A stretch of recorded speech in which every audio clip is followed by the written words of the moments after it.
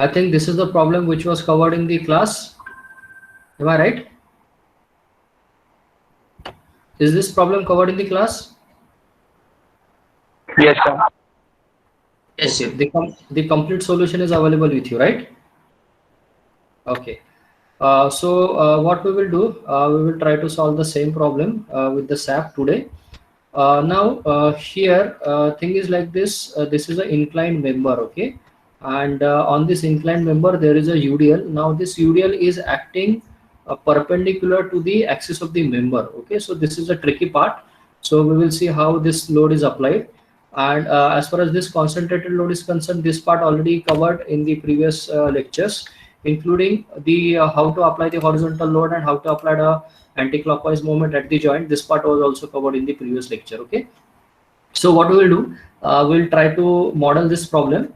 Now when you have solved this problem, you have taken the values of I as 60 into 10 to the power 6 millimeter to the power 4, and the value of A is 600. Okay, but as such there is no correlation between the area and I value, so your results of SAP, it may differ from the manual calculations. Okay, so we will still do it, because the basic aim of this practical is to understand how the loading is applied on the inclined member. Okay, so I'll try to keep E same, that is 200 GPa, but the moment or the moment of inertia or the area which is caused by the dimensions of the section, so this I am going to change slightly so that we can get the correct results. Okay, fine. So let me stop the PPT once again, and let me start the SAP part. Okay, so let me first of all begin with the SAP. Okay,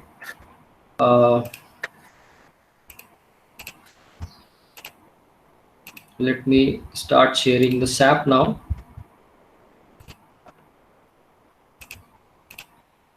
Okay, so is my screen visible to everybody?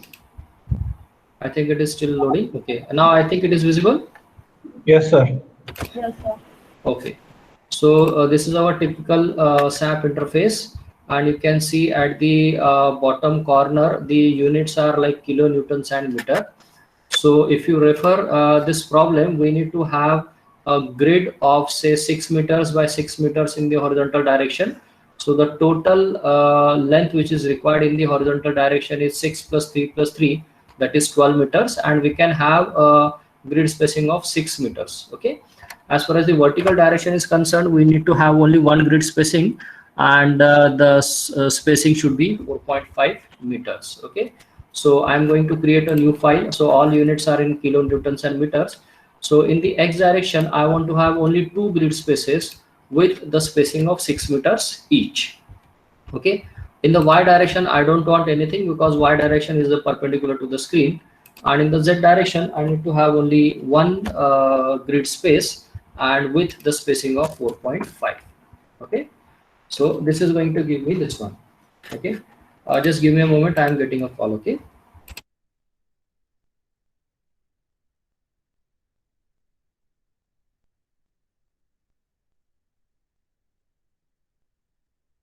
Okay, so we will continue.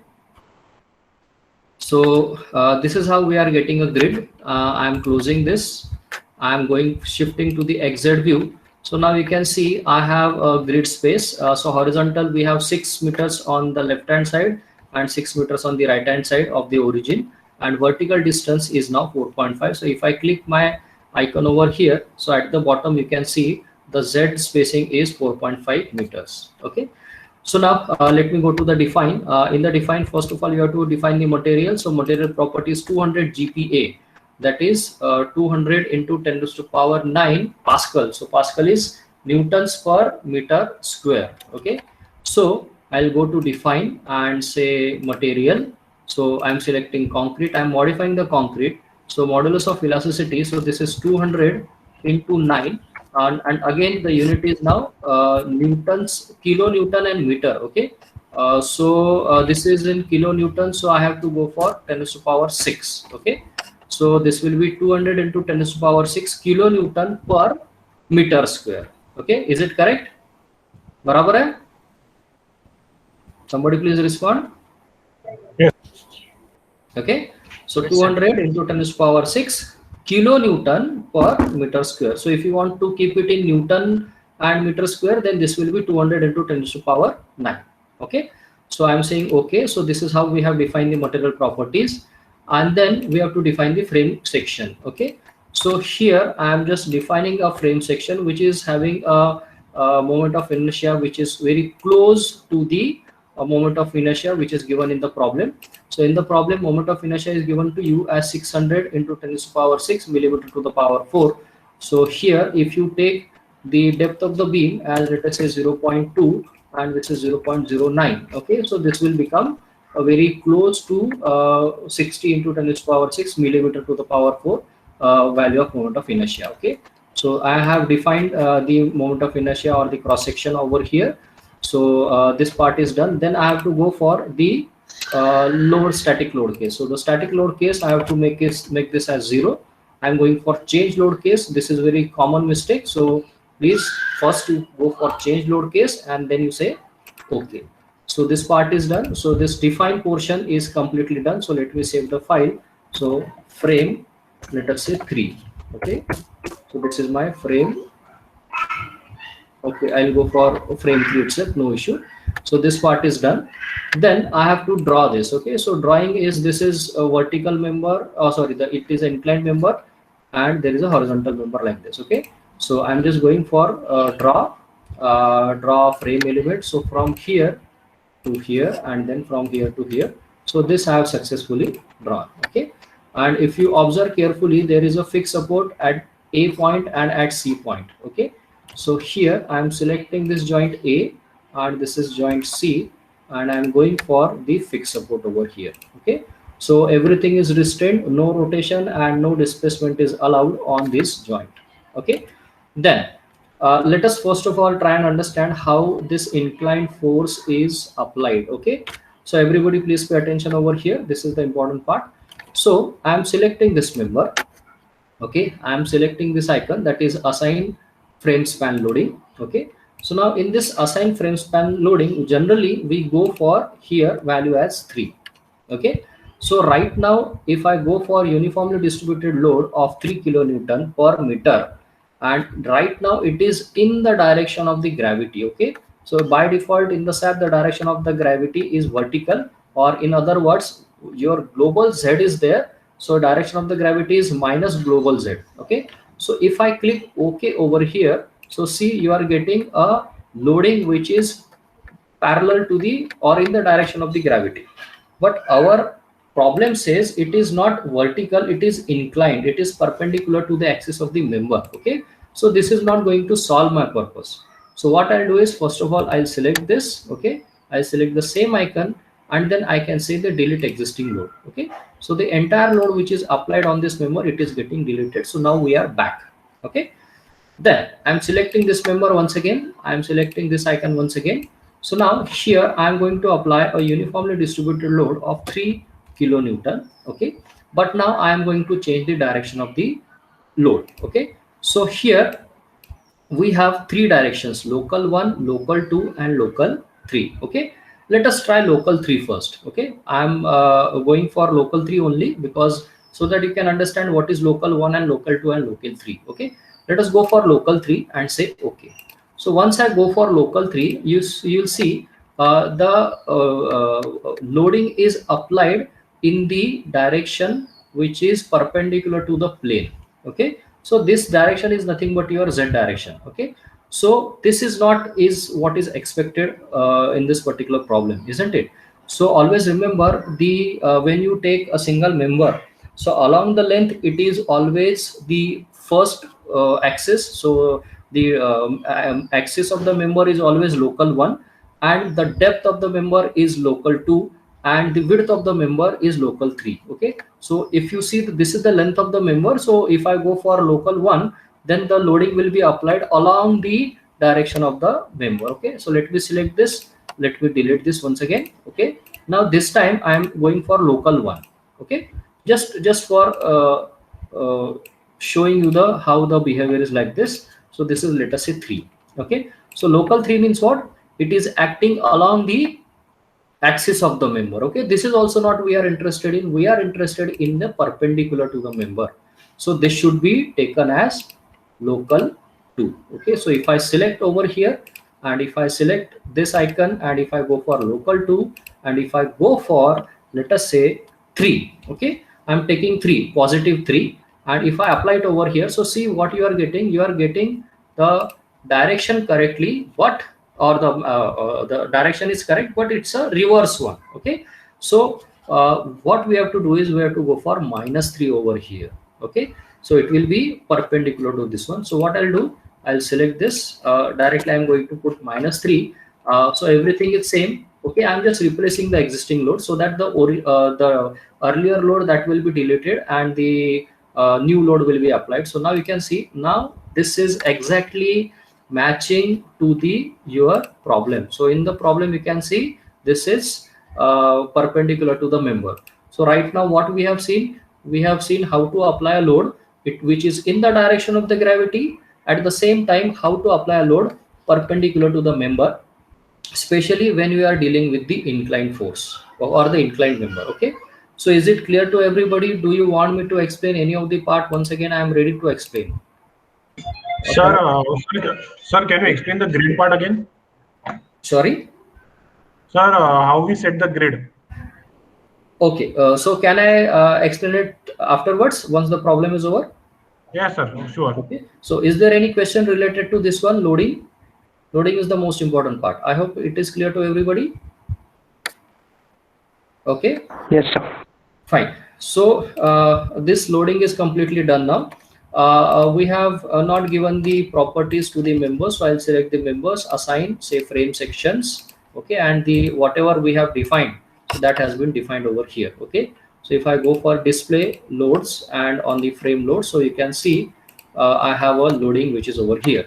Okay, now if I go for the this 10, okay, so this 10 is acting exactly at the center of the member.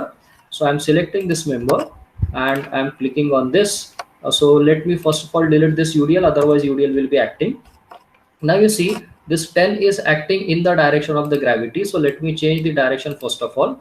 So now it is acting in the direction of gravity and it is acting at a distance of 3 meters, and the magnitude should be, I think this should be 3. Okay, why it is the absolute distance from it? Oh, sorry, absolute distance. Sorry, absolute distance is 3 and the magnitude is 10. Okay, I'm not putting -10 because it is in the direction of the gravity. Okay, so once I say add, so you can see this loading is applied over here. Okay, then the another loading is there, that is 15 kilonewton horizontal and 20 kilonewton in the anti-clockwise direction. Okay, on this joint. So here I am selecting this, and then as per the problem we have I think 15 kilonewton in the horizontal direction, so I'm going for 15, and in the anti-clockwise direction we have 20 kilonewton meter moment. So about this I'm going to put minus. Okay, so this I have already explained why we are going for YY in the earlier class. So you can see it is there. Okay, so if you change the 3D view, so you can see this 20 is shown with the double arrow. Double arrow is always indicating the moments, and this is 50. Okay, so if you go for display loads and on the frame load, so if you show this value, so you can see the entire loading is there, that is the 3 kilonewton per meter is also there, this 10 kilonewton is also there, this 15 kilonewton is also there, and 20 kilonewton meter moment is also there. Okay, so all the loading part is now successfully done. So let me change this view, and now I have to analyze this. So before analyzing I have to go for set option. I am selecting this frame option over here. So plane frame, you have displacement in X direction, displacement in Z direction.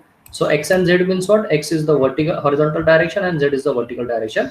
At the same time, the rotation about Y. So this is your Y. Okay, so about this Y axis, you are able to get the rotation. I'm saying okay. Okay, so let me save it once again, and now let me analyze this.